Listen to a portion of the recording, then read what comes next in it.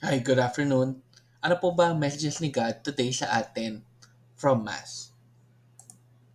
Okay, number one, our mission is a personal call from Christ. So lahat po tayo may mission sa bawat buhay po natin mula po kay Kristo, pero based yun sa personal na pag-call niya po sa atin. So hindi tayo pare-pareho ng mission.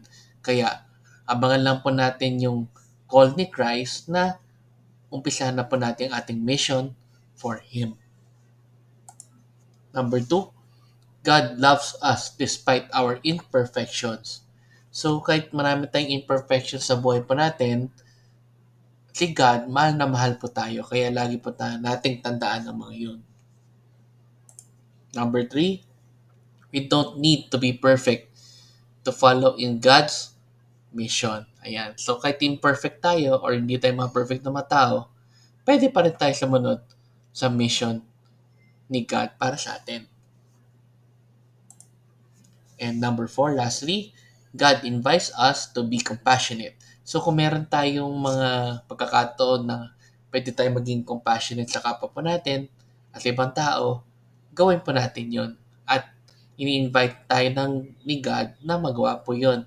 Hindi lang po para sa atin, para rin po sa kapwa po natin. Okay?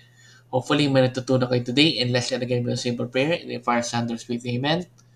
Lord, sana po kung ano man yung mission niyo po na gusto niyo po para sa amin, ay masundan po namin at magawa po namin ng tama.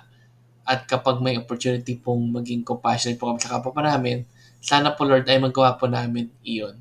Amen. My Father, Son, Holy Spirit. Amen. So good morning po sa inyo. Have a great day. God bless.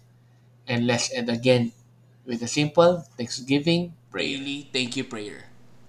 Lord, thank you very much for all the blessings that you are giving us every day. Thank you for our food, safety, security, guidance, and all your blessings. Please avoid us getting sick from all illnesses and forgive us for all our sins. Lord, I pray that all our hopes and dreams will come true in your own time.